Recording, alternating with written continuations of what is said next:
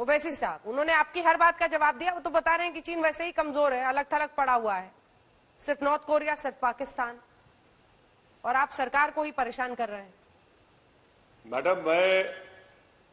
Madam, मुझे इतना अफसोस हो रहा है, तकलीफ हो रही है कि सुधांशु जी ये जवाब देकर अपनी पार्टी को बुरी तरह एक्सपोज करके देश को ये पैगाम दे रहे हैं कि चीन भारत की सरजमीन पर 1 इंच भी कब्जा नहीं किया है।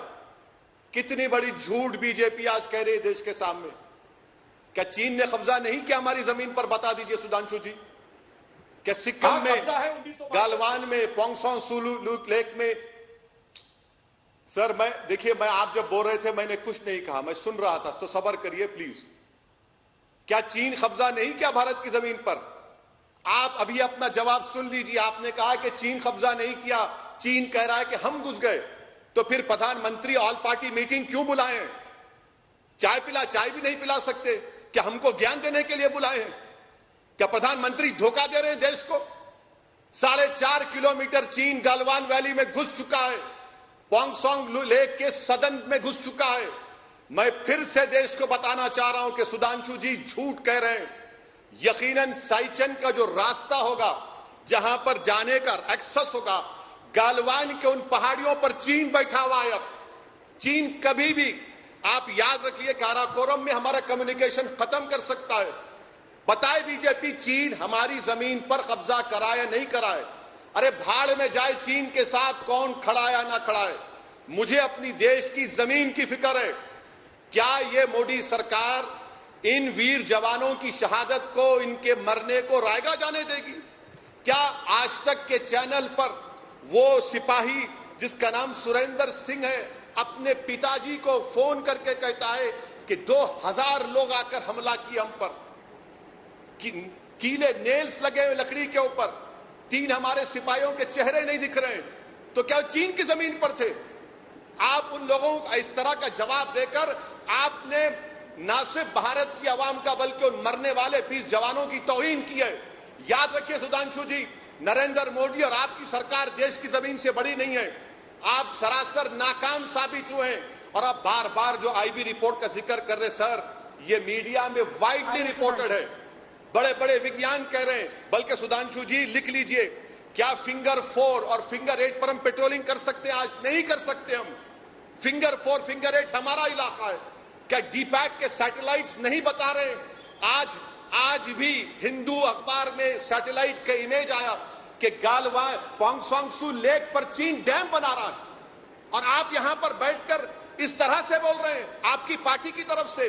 सुधांशु जी, ये आप नहीं कह रहे हैं, ये आपकी जबान नहीं, आपकी जबान जरूर है, मगर आप अपनी सरकार की इस गलत पॉलिसी को, जो देश को धोखा दे रहे हैं, हमारे सिपाही मारे गए और हमारी जमीन को हिफाजत नहीं कर सके, आप हमारे देश के तमाम लोगों पर धूल झोंक रहे हैं। अफसोस हो रहा है मुझे। बताइए, आप डिफेंस मिनिस्टर के करीबी साथी हैं कि हर साल दिसंबर में डिफेंस मिनिस्टर एमएचए आईटीबीपी बैठकर साल भर की पेट्रोलिंग नहीं तय करता? क्या हमारे एनटीआरओ के पास ड्रोन्स नहीं है, सैटेलाइट के इमेजेस हैं? किस तरह आपकी सरकार ने हमारे लद्दाख के एक लेफ्टिनेंट जनरल हरिंदर सिंह को एक मेजर जनरल के साथ बैठने को दिया? याद रखिए, चीन से मुकाबला करना है तो 56 इंच का सीना नहीं, दिमाग होना पड़ेगा और एक धड़कता हुआ दिल होना पड़ेगा इस देश के लिए। आप कब तक इस मुल्क को टीआरपी रेटिंग की तरह चलाएंगे? सुधांशु जी, आपने चलिए अच्छी बात कह दी। आखिर में आपने ये कह दिया कि दिमाग होना पड़ेगा, तो दिमाग जो होने की बात कही जाती है तो फिर ये नहीं कहा जा सकता समझौता भाड़ में जाए। अब मैं इस बिंदु के ऊपर आता हूं जो आपने कहा। पहला प्रश्न आपने कहा क्या हमारे इलाके में चीन है? हाँ है, 1962 से है, 58 साल से उसका कब्जा है। दूसरा, आपने कहा कि वो लोग अगर आगे नहीं आए तो वो किस इलाके में वहां लड़ाई है। आपको यह पता होना चाहिए कि भारत और चीन के बीच के समझौते के अनुसार लाइन ऑफ कंट्रोल के दोनों लोग 2-2 किलोमीटर दूर रहते हैं। वो अपने बेस पे, हम अपने बेस पे।